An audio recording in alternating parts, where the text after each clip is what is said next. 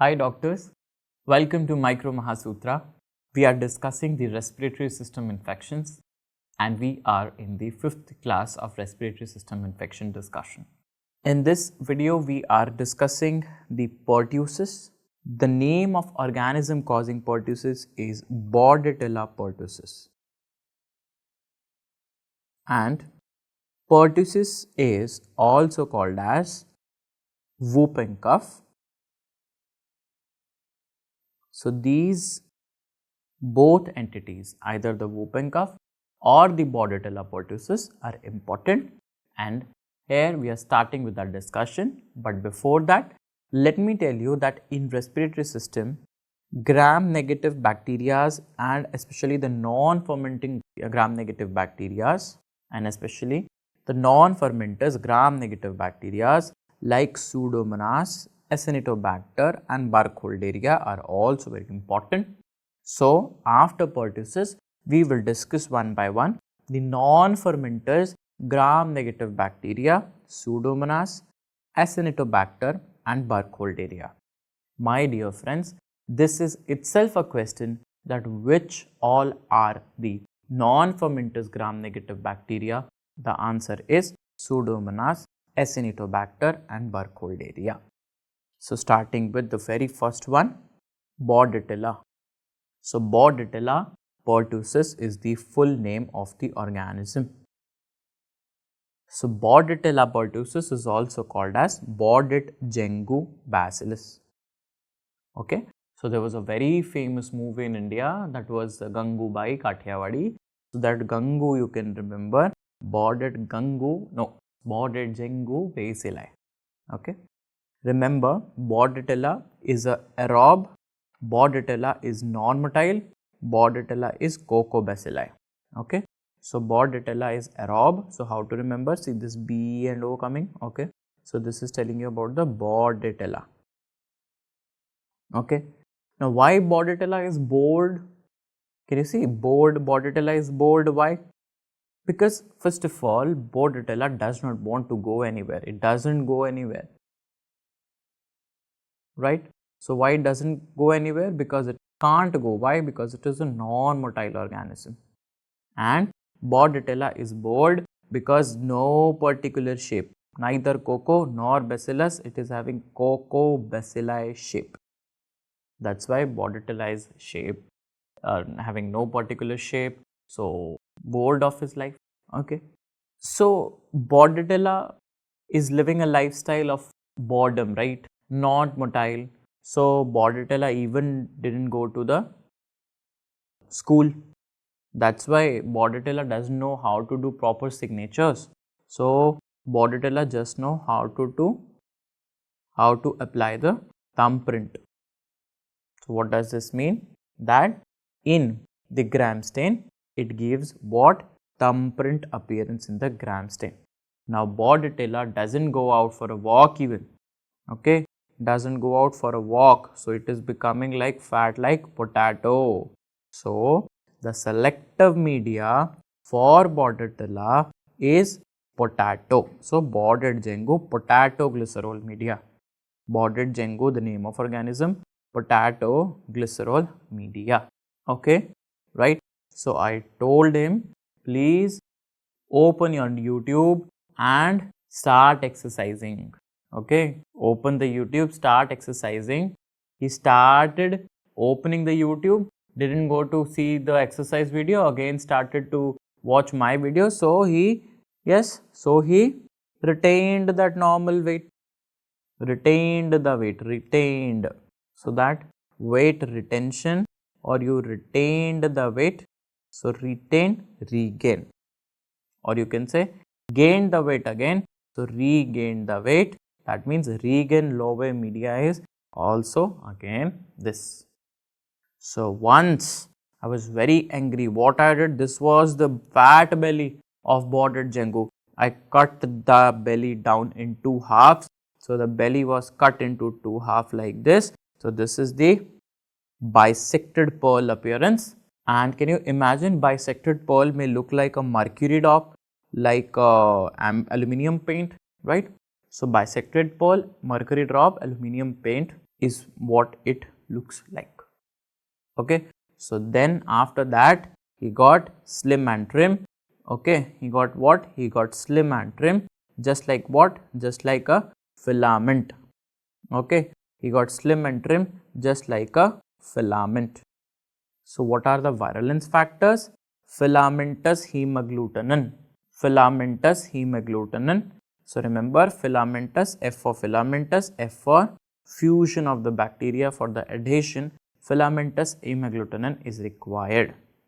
Okay, and because it is a pertussis, so pertussis toxin, and because it is a respiratory infection, so tracheal cytotoxin, and one more important thing, adenyl cyclase toxin, that is increasing the cyclic AMP. So filament can help you remember this. How?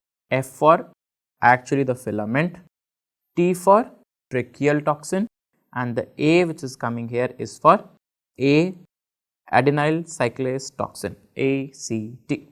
Okay. So pertussis means increase in the insulin secretion. Now pertussis toxin does what? It increases the insulin secretions. It is responsible for histamine sensitization and lymphocytosis. So what is going to happen? That because of the insulin is being secreted, there will be hypoglycemia in the patients. Then because there is histamine sensitization, there will be itching which is going to happen, right? Eczema, and of course the lymphocytes are going to increase. Then trachea. So there is increased lymphocytes also. Then trachea is also damaged. Because of the damage to trachea, there will be increase in the mucus retention. So the mucus is also retained, right? And obviously cyclic AMP is increased, that means increased mucus production, because I know that all the secretions are increased when cyclic AMP is increased. So what is going to happen? Yes, obviously because of all these features, can you understand?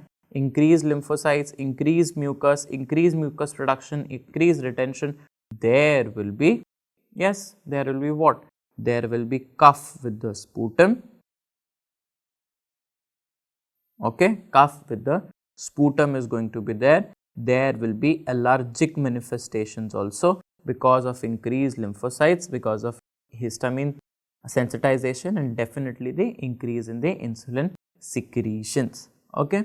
So this organism is responsible for doing it for 100 days. So pertussis, okay, remember pertussis is persistent for 100 days. Pertussis persists for 100 days. So there are three phases. One is the Catarrhal phase, the paroxysm phase, the convalescent phase. Convalescent in English, it's an English word which we call it as recovery phase. Catarrhal phase means it is the infective phase where the organism can be cultured. Catarrhal phase is the infective phase where the organism can be cultured. And what is paroxysm phase? That is a toxin mediated phase. Paroxysm phase means toxin mediated phase. So Catarrhal means, first of all, what is happening? Infective phase where the organism can be cultured. Next is the paroxysm phase, which is a toxin mediated damage which is going to occur, and then there will be recovery which is going to happen. So how will you diagnose? So I have told you that it is responsible for the release of tracheal toxin, right? And obviously it has got filamentous hemagglutinin.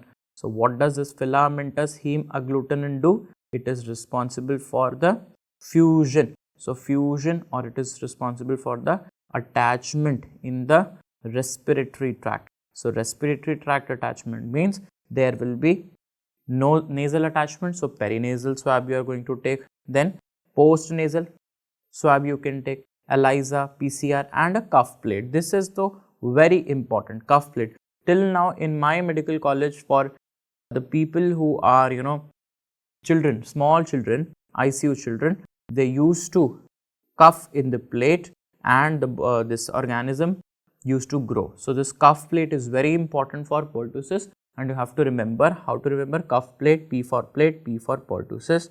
Please don't forget this. What is the treatment? Treatment is erythromycin, right? So erythromycin is given for the treatment, and yes, for the prevention you have to give DPT. What is DPT? P for pertussis obviously, and pertussis has got two type of vaccines. One is the whole cell and other is the acellular. So pertussis has got whole cell vaccine and acellular vaccine, and remember pertussis has got live attenuated nasal spray. Live attenuated nasal spray which is there. Either there is a whole cell vaccine or a acellular vaccine or live attenuated nasal spray which is there. Okay. So this is about the pertussis, whooping cough, a 100-day cough, a 100-day disease. Coming on to the next one, first of all we will discuss the Pseudomonas.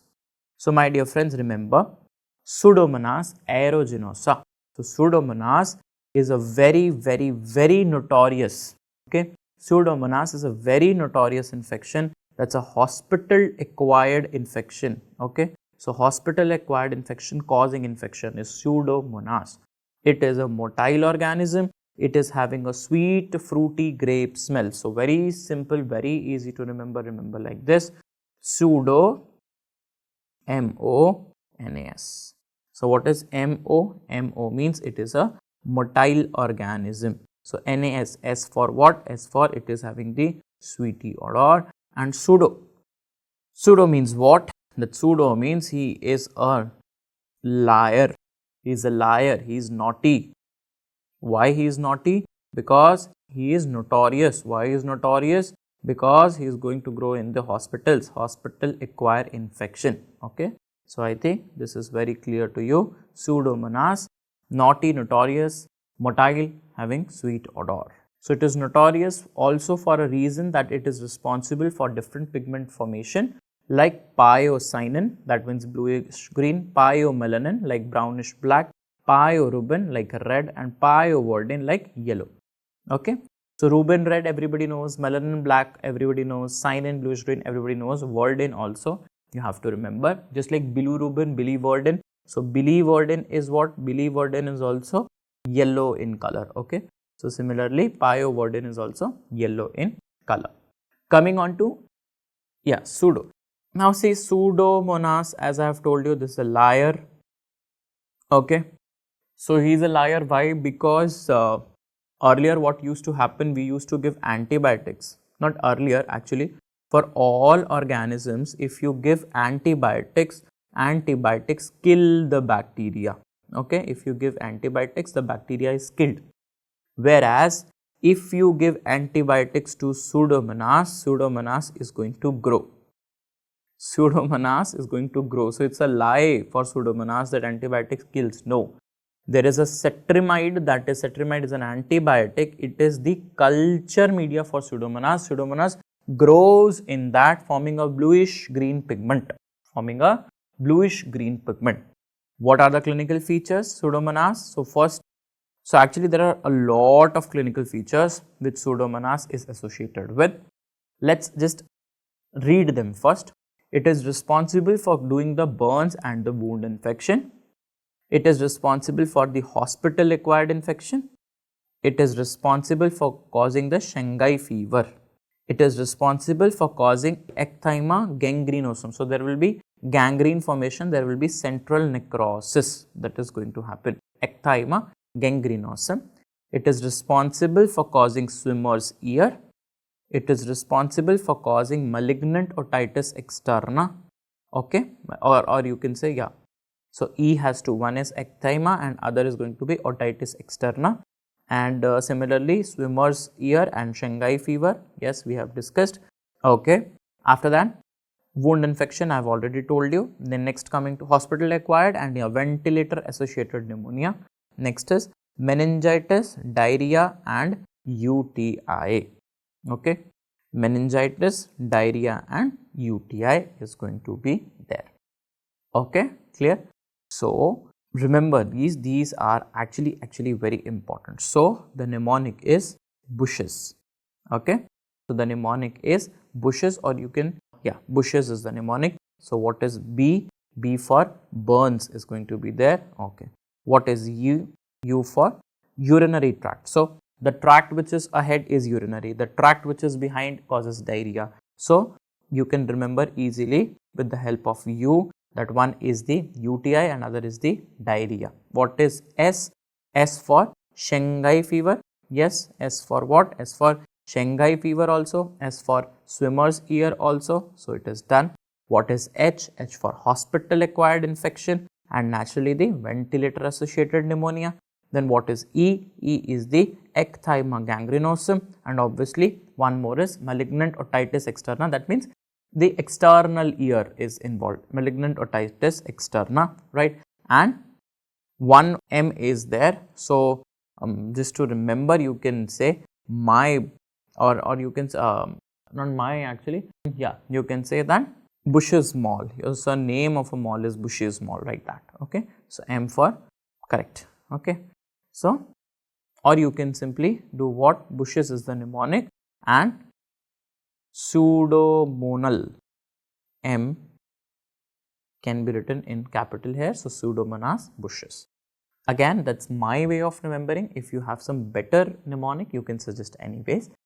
So, what is the, how does it causes the infection? So, remember you have got 𝗲𝗏𝗃 A. So, do you remember diphtheria is there? So, diphtheria, what was the mechanism of action? CDE, that means Corynebacterium is going to inhibit the elongation factor 2. So, once the elongation factor 2 is gone, the protein synthesis is also going to go. Similarly, remember P for Pseudomonas, Pseudomonas also inhibits the protein synthesis. So, Pseudomonas inhibits the, so remember it acts on the elongation factor 2, inhibits the protein synthesis, okay. And the name of the toxin for Pseudomonas is exotoxin, exotoxin, okay. So, pseudo means what? Pseudo means liar. So, do you want liar people in your life or not? No, I do not want. So, I just want them to exit. So, remember exotoxin A, exotoxin A. And what is that treatment? So, there are different treatment options for known as anti-pseudomonal drugs. One is ceftazidime, other is cefoperazone plus sulbactam. Then amikacin is there, then imipenem is there, then ciprofloxacin is there, okay. So, all these are actually the anti-pseudomonal drugs. So, remember one is ceftazidime, other is cefoperazone and sulbactam combination, then amikacin is there, imipenem is there, ciprofloxacin is there, right. So, these are the important ones to remember. Okay, just for a MCQ point of view, if you have N and M coming on the last and the second last position, that is an anti-pseudomonal drug, okay. So, it may work sometime for you that if you having M or N in the last or second last position, then that is an anti-pseudomonal drug. So, ceftazidime, cefoperazone, sulbactam, amikacin, imipenem, ciprofloxacin. Just to remember, I am not saying that it is applicable 100%, but sometimes you might get a fourth option which is not having an NM, so you can easily mark it, okay. So, can you see this ear and can you see this discharge coming out? Yes, this white one, this one. So, these discharges which are coming out, these are the discharges coming out of the external ear. That means the infection here is malignant otitis externa. So, malignant otitis externa, external ear, is caused by what? It is caused by Pseudomonas. Please remember this, very important in your ENT classes also. Coming on to the next organism called as Burkholderia. Now, Burkholderia, just like Yersinia, if you remember, has got a safety pin appearance, okay. So, Yersinia, Burkholderia, these have got safety pin appearance, okay. Again, these are gram-negative bacilli, these are motile, these are aerobic, right. So, and they are in the soil and water always, but opportunistic infections, that means these are going to grow if there is decrease in the immunity. So, if you compare with the Pseudomonas, my dear friends, please remember that, okay, yeah. So, it was what? It was motile organism, okay. Pseudomonas was a motile organism, whereas Burkholderia is also a motile organism and it is a aerobic organism, gram negative bacilli. This you have already told you in the general bacteriology classes, but remember Burkholderia. Okay, so I always teach like this, Burkholderia. So bur and hole. Okay, so if you just bury a hole inside the soil, okay, so burr hole is just like a burr hole. That means it is always present in the soil, it is always present in the water, just the opportunistic infection, and it's going to increase, amount is going to increase. And yes, very important, giving a safety pin appearance. So Yersinia and Burkholderia are responsible for giving a safety pin appearance. So remember, Burkholderia has got two very important species. One is Burkholderia 𝗵𝗵𝗆 and other is going to be Burkholderia pseudomallei. So Burkholderia pseudomallei and Burkholderia 𝗵𝗵𝗆. So 𝗵𝗵𝗆 starting with the C, it is very important opportunistic infection in cystic fibrosis patients. So Burkholderia 𝗵𝗵𝗆 is a very important opportunistic infection in cystic fibrosis patients, whereas Burkholderia pseudomallei is responsible for causing melioidosis. Responsible for causing what?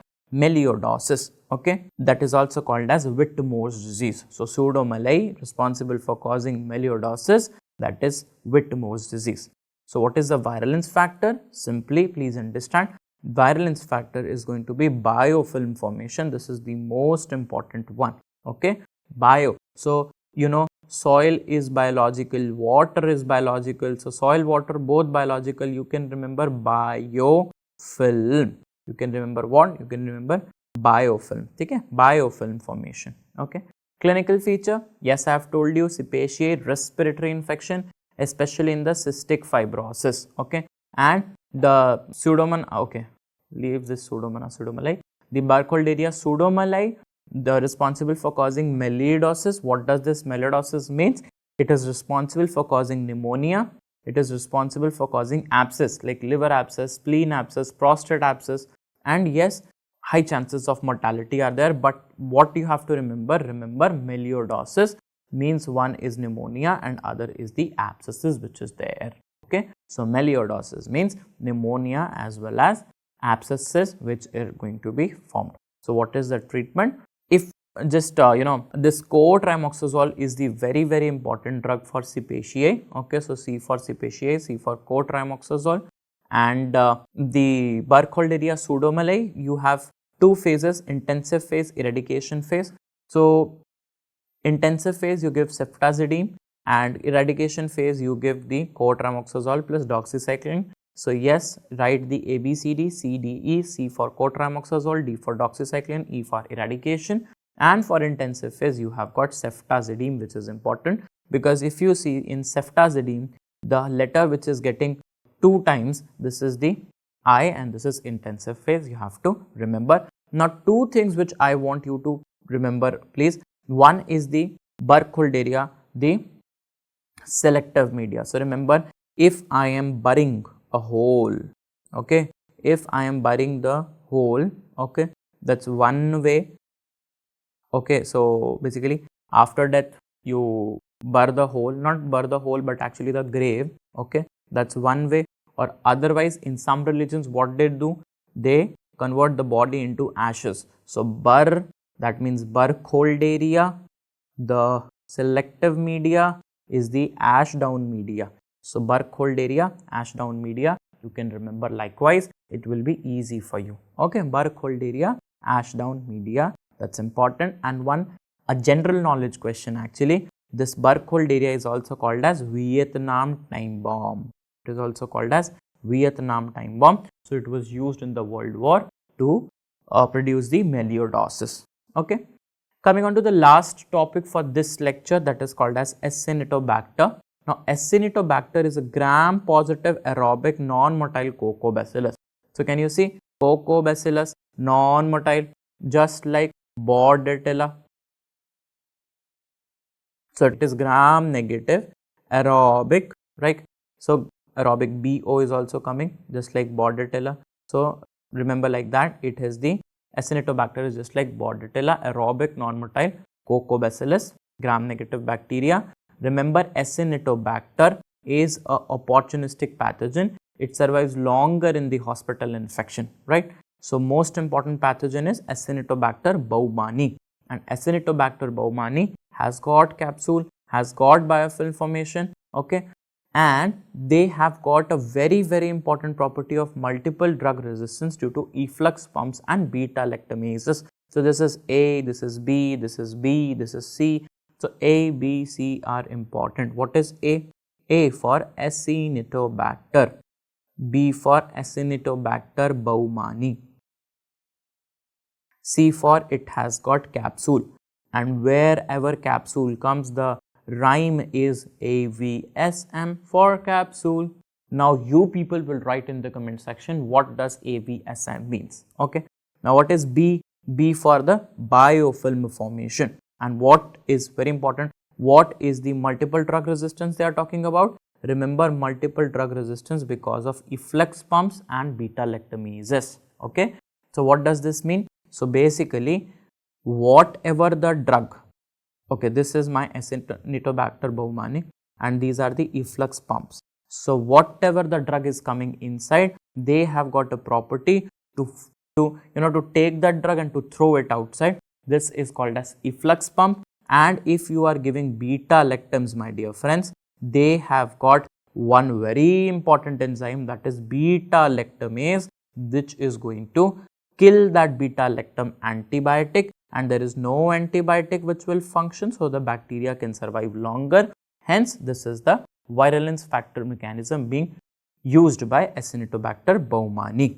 So, coming on to the very important thing, that they are fond of hospitals. They are fond of what? Hospitals. So, it can cause what? It can cause meningitis, wound infection, UTI, septicemia, ventilator associated pneumonia, okay. So, basically all the things which can happen in the hospital setting, right. So, three things are very simple. So, remember UVWX, okay. So, UVWX means what? U for UTI, V for ventilator associated pneumonia, W for wound infection, and if you just show the mirror to W, it becomes M. So, mirror image. So, M for meningitis which is there, okay, and X is just like S is equal to septicemia, okay. So, this is the way to remember all the clinical features of Acinetobacter baumannii, and remember, because there is a multiple drug resistance, so very limited options are there. The ones which the drugs which are very rarely used, just like imipenem and meropenem, they are very rarely used drugs. So, that is why the resistance to them has not been developed in Acinetobacter till now, not very much, but yes, resistance is there, resistance is common. So, that is why we are now using the colistin and the tigecycline nowadays. So, initially what we started, the rare drug. Which one the rare drugs? Imipenem, meropenem. But nowadays in the market, even the resistance to these rare drugs was also developed. So, we have shifted our choice of drugs to the rarest one now. Colistin and tigecycline are being in use now. So, yes, this is the end of some unknown but yet very important species, okay. I hope that the things are very clear to you, and moreover, rather than being clear, these are registered in your brains and will be reproduced better in the exam. Thank you so much.